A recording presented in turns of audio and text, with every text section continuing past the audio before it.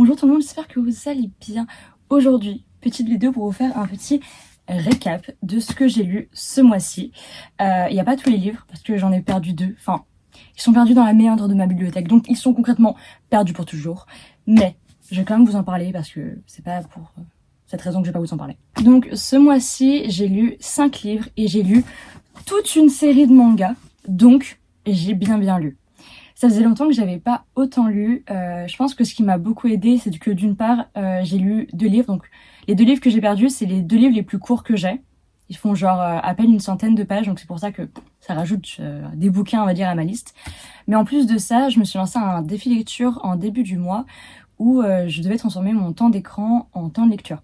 Ce qui a fait que j'ai lu littéralement 3 livres en 3 jours. Donc ça a été plutôt rapide. Bref, on est parti pour un petit récapitulatif des livres que j'ai lus ce mois-ci. Donc le premier livre que j'ai lu, c'est L'homme qui m'aimait tout bas d'Eric Fotorino, donc ce livre-ci que j'ai du coup oublié je ne sais où. Ce livre, c'est un livre assez court où Eric Fotorino parle de son histoire, parle de lui, parle de son beau-père qui s'est suicidé. Alors, je sais pas si c'est concrètement une biographie ou si c'est un livre qui s'inspire grandement de sa propre vie, mais j'ai l'impression que les deux sont liés, voire que c'est vraiment la vie de son père, enfin de son beau-père. Dans ce livre aussi, Eric Fotorino nous retrace du coup l'arrivée de ce beau-père quand lui il avait 10 ans, quand son beau-père a rencontré sa mère et que il dit, je cite, c'est à partir de ce moment-là que je suis vraiment née. Et il s'excuse auprès de sa mère de pouvoir dire ça parce que, au bout du fait qu'elle l'ait porté, c'est quand même assez triste à dire. Mais lui, il a l'impression d'avoir vraiment retrouvé un second souffle à sa vie à partir du moment où il a rencontré son beau-père, parce qu'il avait la présence d'un homme, il avait une nouvelle passion, parce que son beau-père lui a inculqué la passion du vélo, il avait cette présence rassurante avec lui en permanence, et ce beau-père, en fait, on le voit tout au long du livre, il est extrêmement présent dans sa vie, il compte énormément et on sent que l'auteur l'aime profondément. Donc c'est un livre que j'ai beaucoup aimé de par la manière dont l'auteur va réussir à parler de l'amour qu'il a pour son père, de cet amour paternel. Il y a différentes manières de le faire, surtout par l'incompréhension, parce que le livre s'ouvre sur le moment marquant, par là où tout commence, le suicide de son beau-père. Son beau-père qui se suicide dans sa voiture avec une balle de carabine. Et c'est quelque chose de très traumatisant pour le personnage, pour l'auteur, qui apprend ça, qui se dit mais comment c'est possible, cet homme si joyeux, si avenant, si présent pour les autres, comment cet homme qui était autant là pour nous, nous n'avons pas pu voir sa propre détresse. Et tout au long du livre, on va voir en fait ce sentiment de culpabilité, du fait de ne pas avoir vu, du fait de ne pas avoir été assez présent. Est-ce que j'aurais pu empêcher ça? On va voir également qu'est-ce qui fait que l'auteur est si attaché à son père par tous les événements par lesquels les deux personnages sont passés. Non, franchement, je trouve que c'est un très beau livre. Ça m'a mis la larme à l'œil à plusieurs reprises. C'est assez rapide à lire, mais j'avoue qu'il y a des moments où j'ai trouvé que c'était un petit peu long et voilà, j'ai pas forcément été ultra happée non plus par l'histoire. C'est triste, c'est beau, c'est touchant, ça résonne avec ma propre histoire, donc forcément ça m'a touchée. Mais malgré tout, c'était un peu difficile également à lire par moments. Mais voilà, malgré tout, un très beau livre. Le prochain livre, il s'agit de Oboro et moi de Tein Inukai, sorti aux éditions Young Novel Akata, au prix de 14,99 €.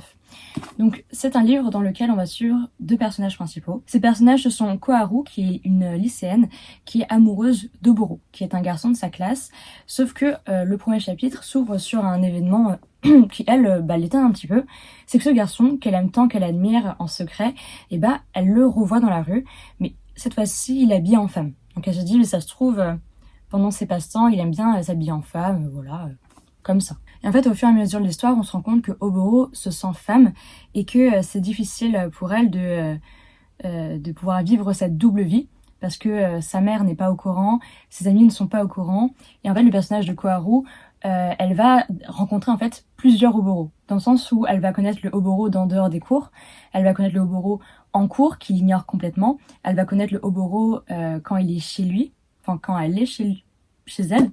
Et en fait, elle se rend compte, Koharu, que Oboro a plusieurs personnalités parce qu'elle se sent obligée du coup de jouer sur cette double vie. Elle ne peut pas montrer sa réelle identité de comment elle se sent, qu'elle se sent femme.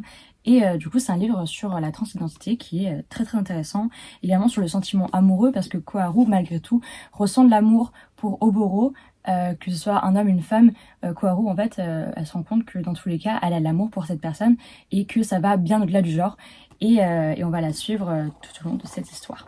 Donc c'est un livre que j'ai bien aimé, j'aime bien l'idée de pouvoir parler de la transidentité, surtout pour un livre young novel, young adulte, qui touche du coup les plus jeunes, qui peuvent également se questionner. J'aime beaucoup comment ça a été abordé. En revanche, le personnage de Koharu, j'avoue qu'elle m'a cassé les couilles à plein de reprises. Elle est très désagréable par moments. Je vais pas mentir, elle m'a beaucoup énervée, peut-être parce que je me suis un petit peu reconnue en elle dans la manière dont elle parle de ce sentiment amoureux, dans le sens où Koharu, c'est un peu le cliché de nous au collège, lycée, mais en même temps elle est lycéenne, elle est jeune lycéenne, où en fait elle a un crush sur une personne et elle lui a jamais parlé, elle sait rien de cette personne et elle crush sans rien savoir et en fait, plus elle apprend à connaître Oboro, plus elle est en colère contre Oboro et contre elle-même de découvrir en fait que Oboro ne ressemble pas à la version que elle avait fantasmée. Du coup, je suis un peu en colère contre elle parce que je me dis mais en fait, c'est ta faute de fantasmer en fait sur les gens et de projeter sur eux tes propres croyances, tout ce que tu veux. Et en fait, elle m'a beaucoup énervée. Voilà, je suis désolée. C'est un livre qui était très intéressant, j'ai beaucoup aimé ce sujet, mais en revanche, le personnage principal, donc Koharu, vraiment, je peux pas. Il y a des moments, je peux vraiment pas me la voir. Mais l'histoire, malgré tout, se lit très bien. C'est un livre assez court, voilà, ça fait 200 pages, donc assez rapide à lire, et c'est un one-shot, il me semble pas qu'il y ait de suite. Le prochain livre que j'ai lu, c'est un énorme coup de cœur. Il s'appelle La rue qui nous sépare de Célia Samba. Et celui-ci, je l'ai vraiment dévoré en 24 heures, tellement j'ai accroché à l'histoire. Et pourtant, ça fait 1000 ans que ce livre est dans ma pile à lire. Et c'est seulement maintenant que je le sors. Et je me dis, mais pourquoi je l'ai pas sorti avant? Parce qu'il est vraiment super beau, il est super touchant, l'histoire est belle, les thématiques sont hyper intéressantes en plus. Et c'est la première fois que je lis sur ce sujet-là.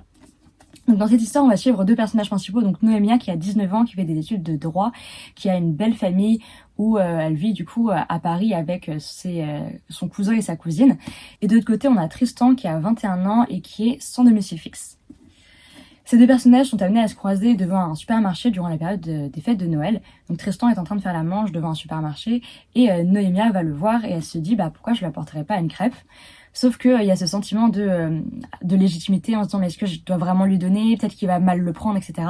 Finalement elle rebrousse chemin, elle rentre chez elle avec sa crêpe et elle se dit mais pourquoi je lui ai pas donné. Et en fait les jours suivants elle va essayer de le rechercher pour de nouveau lui donner cette crêpe, une nouvelle crêpe. Et en fait, à partir de là, les deux personnages vont commencer à se parler et se rendre compte que mutuellement, ils se plaisent. Sauf que voilà, il y a des a priori l'un sur l'autre, se dire est-ce que je peux vraiment lui plaire parce que je suis à la rue. Noémia qui se dit mais est-ce qu'il me plaît vraiment? Est-ce que c'est pas un peu étrange comme situation? Enfin, beaucoup de questionnements. Et j'ai trouvé ça super mignon, super beau comme histoire. Et ce que j'ai beaucoup aimé dans le style d'écriture, c'est que les points de vue vont changer très vite. Dans le sens où à chaque fois qu'on saute un paragraphe, je vais vous donner un exemple. À chaque fois qu'on saute un paragraphe, en fait, on change de point de vue. Et dans un chapitre, on est amené à changer plusieurs fois de point de vue, ce qui est vraiment cool.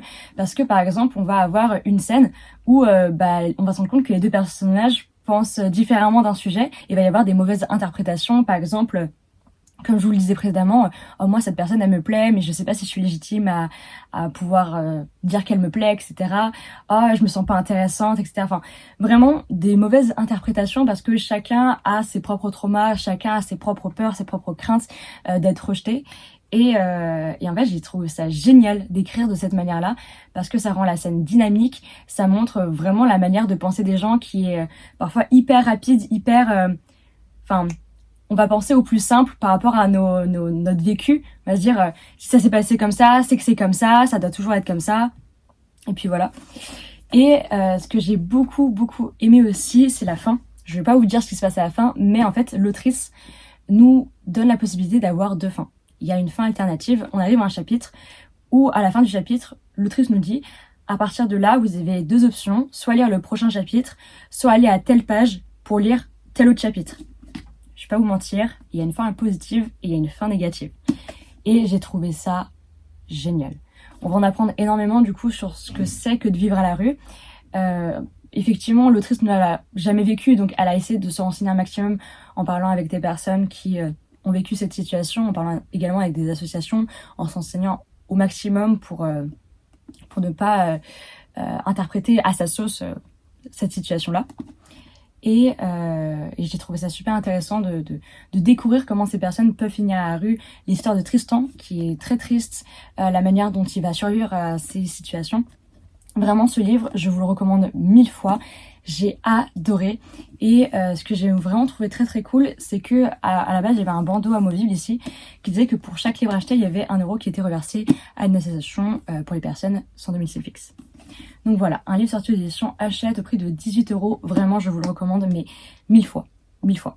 Prochain livre, il s'agit d'un été à New York d'Alex Astor, sorti aux éditions Lumen au prix de 18 €.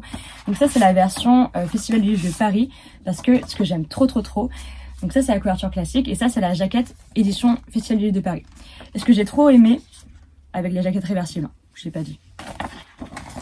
Et avec les points importants de là où se passe l'histoire. Mais bon, je reviens dessus après. Ce que j'ai trop aimé, c'est que les éditions Lumen ont voulu pour chaque magasin, donc Cultura, Leclerc, la Fnac, les librairies indépendantes, avoir des jaquettes différentes. Donc selon le point de vente où vous l'achetez, vous n'avez pas la même jaquette. Et donc ça, c'était une jaquette exclusive au Festival du livre de Paris. Donc je suis trop contente de pouvoir la voir et je la trouve très belle. Donc un été à New York, vous l'avez deviné, ça se passe à New York, c'est pour ça qu'on a une carte de New York avec plein de points. Et en fait, dans cette histoire, on va suivre une jeune femme qui s'appelle Ella, qui est scénariste, qui a 27 ans, et en fait, c'est une romance, c'est une comédie romantique. Dans cette histoire, on va avoir un premier chapitre où elle a 25 ans, elle est en boîte de nuit avec sa meilleure amie, et en fait, elle se fait chier. Elle n'a pas l'habitude des boîtes de nuit, c'est pas trop son truc, elle est plutôt cocooning maison. Et en fait, elle va rencontrer durant cette soirée un homme qu'elle va prendre pour un videur, et elle pensait que le mec était venu pour la virer de la soirée, et ils commencent à parler, etc. Et en fait, ils se rendent compte qu'ils se plaisent bien mutuellement, et ils vont finir dans la cage d'escalier à s'embrasser. Et en fait, le mec va lui dire, qu'est-ce que tu veux pour que je te ramène chez moi? Et là, elle va dire, wait, comment ça? Comment ça, qu'est-ce que je veux? En mode, je veux de l'argent, c'est ça? Tu me prends pour qui? Il lui dit, non, pas de l'argent, mais est-ce que tu veux que je te paye un tour en hélicoptère, qu'on aille dîner ensemble avant, je sais pas, ce que tu veux? Elle lui dit, mais ça va pas. Tu penses que moi je fais ça pour en échange de biens, en échange d'activités? Non. Moi je fais ça parce que ça me fait plaisir de faire ça. Et en fait elle se casse parce que elle l'a extrêmement mal pris. On comprend pourquoi plus tard de par la situation familiale qu'elle a eue. Je reviendrai dessus après. Et en fait en sortant elle recroise sa meilleure pote, elle lui dit mais qu'est-ce que tu foutais et tout.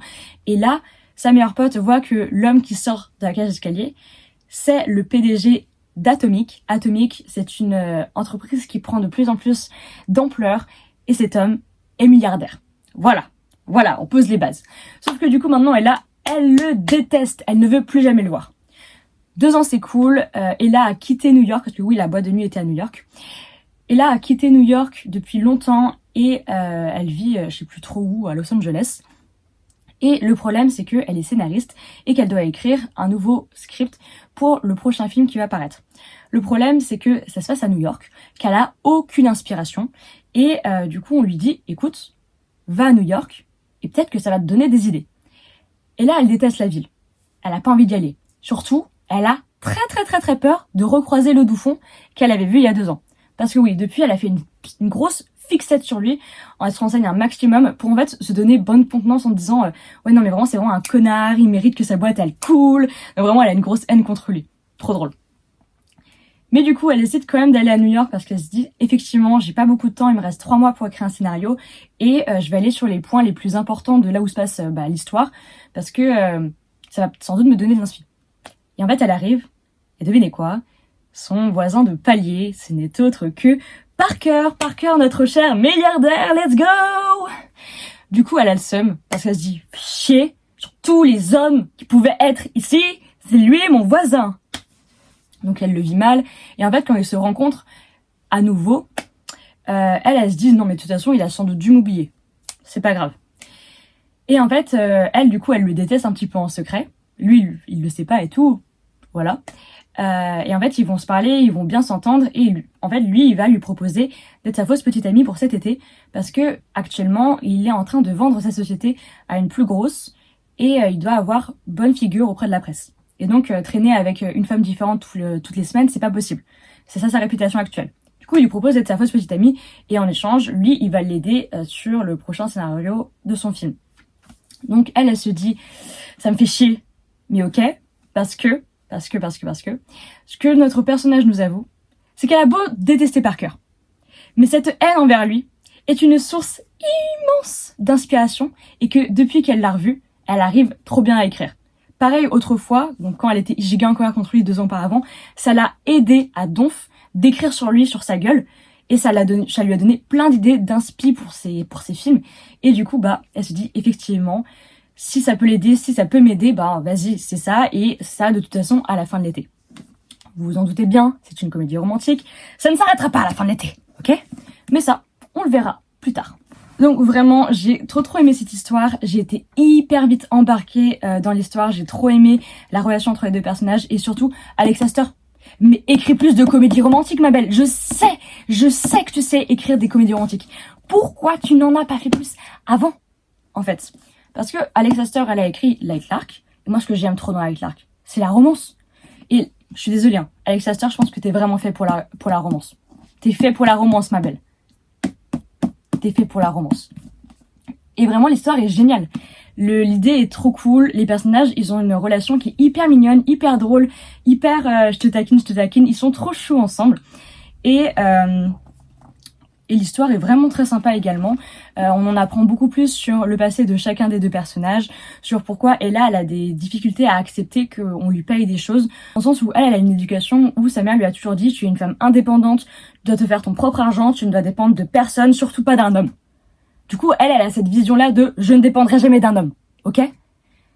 Ce qui est un peu compliqué puisque le mec qu'elle voit, c'est un milliardaire. Voilà.